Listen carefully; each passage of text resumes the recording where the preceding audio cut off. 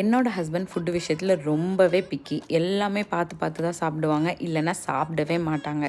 இந்த மாதிரி இருக்கிற ஹஸ்பண்டை சாப்பிட வைக்கிறது எவ்வளோ கஷ்டம் அப்படிங்கிறது அவங்க ஒய்ஃபுக்கும் அவங்கள பெற்ற தாய்மார்களுக்கும் மட்டும்தான் தெரியும்.